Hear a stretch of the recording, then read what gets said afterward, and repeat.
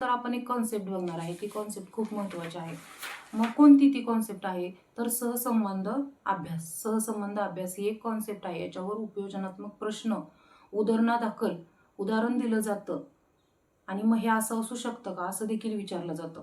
मग सहसंबंधात्मक अभ्यास पद्धती आहे ही एक शास्त्रशुद्ध अभ्यासामध्ये गणली जाते.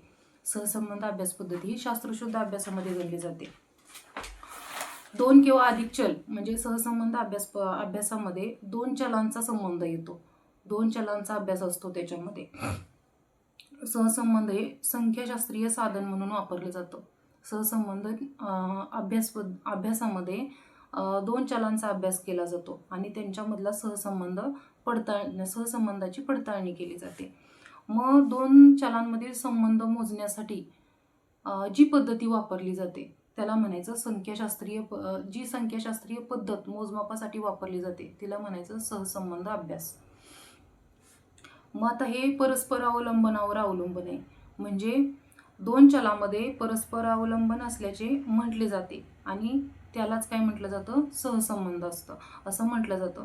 जेव्हा एका चलातील बदल हा दुसऱ्या चलासाठी काहीतरी परिणामकारक ठरू शकतो त्याला म्हणायचं सहसंबंध.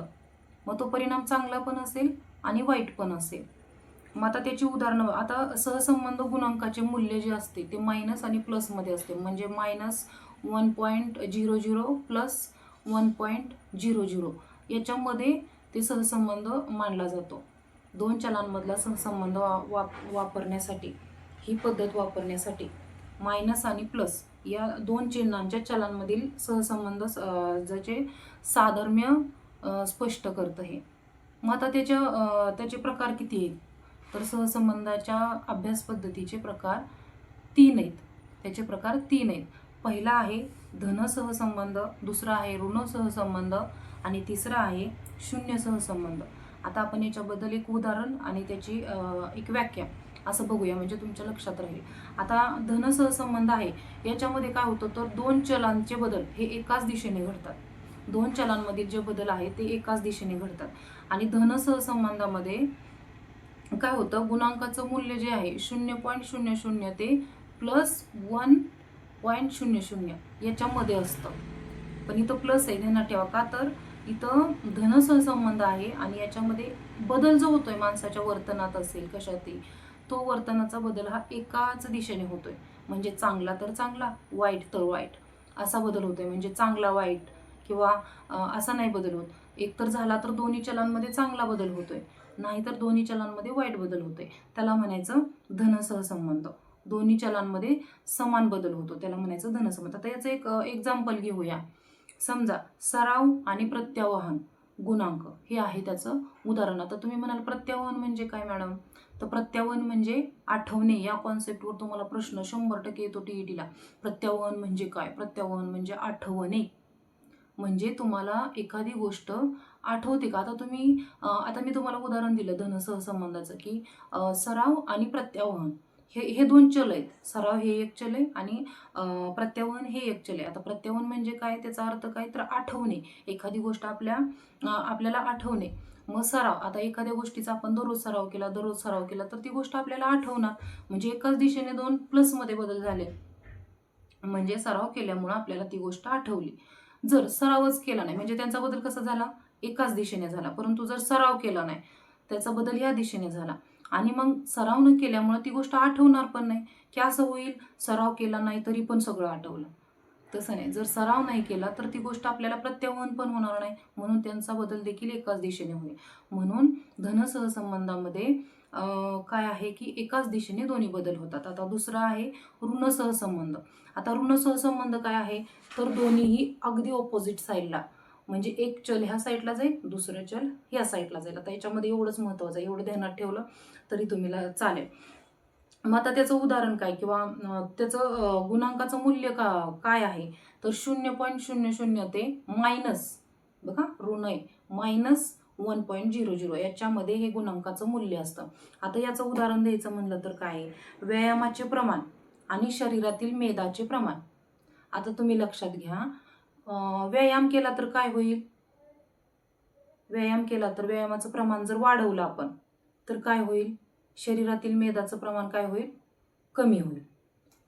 व्यायामाचं प्रमाण वाढवलं किंवा व्यायामाचं प्रमाण वाढवलं, मेदाचं प्रमाण कमी होईल. म्हणजे विरुद्ध दिशेने झालं. किंवा व्यायामाचं प्रमाण कमी केलं आपण, मेदाचं प्रमाण वाढेल. हे ऋण सहसंबंधाचं उदाहरण आहे.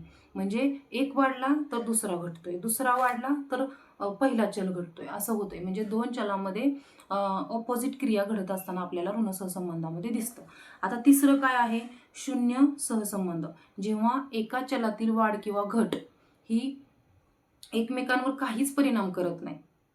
म्हणजे वाढ झाली तरी काही परिणाम होत नाही एका चलाची, आणि दुसऱ्या चलाची घट झाली तरी त्या पहिल्या चलावर त्याचा काहीच परिणाम होत नाही. म्हणजे एकमेकांचा काहीही, दोन्ही चलांचा एकमेकांवर परिणाम होत नाही. त्याला म्हणायचं शून्य. म्हणजे काहीच परिणाम होत नाही, त्याला म्हणायचं शून्य सहसंबंध. आता याचं उदाहरण काय आहे? किंवा याचं गुणांकाचं मूल्य आहे. इथंच तुम्हाला प्रश्न विचारतो. वरच्या दोन याच्यावर उपयोजनात्मक विचारला जाऊ शकतो, परंतु शून्य सहसंबंधामध्ये काय प्रश्न विचारतील? तर शून्य सहसंबंधात संबंधांचे गुणांकाचे मूल्य किती? आता मी तुम्हाला सांगितलं की 0.00 ते 1.00 असं गुणांकाचं मूल्य गृहीत धरलं जातं. मग ऋणामध्ये तिथं मायनस लागतं, धनमध्ये तिथं प्लस लागतं. मग शून्यामध्ये काय होतंय? तर परिणामच होत नाही ना, दोन्ही चलाचा एकमेकांसोबत काहीच परिणाम होत नाही. फॉर एक्झाम्पल घ्यायचं जर झालं तर उंची आणि बुद्धिमत्ता, काय परिणाम होणार आहे एकमेकाचा दोघांवर? नाही. उंची ज्याला उंची नाही त्याची बुद्धिमत्ता चांगली नसते, किंवा बुद्धिमत्तेचा उंचीवर काय परिणाम होणार आहे? काहीच होणार नाही. किंवा उंची कमी आहे म्हणून बुद्धिमत्ता पण कमी असते, असं होणार आहे? नाही. ह्या दोन्ही गोष्टींचा काहीही ताळमेळ नाही आणि काहीही संबंध नाही, त्याचा एकमेकांवर काहीही परिणाम होत नाही. म्हणून ते शून्य सहसंबंधाचं उदाहरण आहे. बघा. आणि दुसरी गोष्ट म्हणजे एक चांगली कॉन्सेप्ट आपण बघितली की सहसंबंध अभ्यास. मग या सहसंबंध अभ्यासामध्ये आपण 3 प्रकार बघितले. त्या 3 प्रकारामध्ये, आणि हे साधन जे आहे ते संख्याशास्त्रीय साधन म्हणून आहे. याचं गुणांकाचं मूल्य तुम्हाला सांगितलं प्लस मायनसमध्ये आहे. धन असेल प्लस येतं, ऋण असेल वजा येतं, आणि शून्य असेल तर शून्य येतो. हे तिन्ही सहसंबंधाचे प्रकार इथं तुम्हाला 100% उपयोजनात्मक क्वेश्चन विचारला जाऊ शकतो, पण म्हणत नाहीये मी, जातोच. मी प्रत्येक लेक्चरमध्ये सांगते. जास्त जिथं जिथं क्वेश्चन विचारले तिथं तुम्हाला जास्त ट्रेस देऊन मी सांगते तिथं की इथं प्रश्न विचारला जातो, ती कॉन्सेप्ट क्लिअर असणं तुमची गरजेचीच आहे.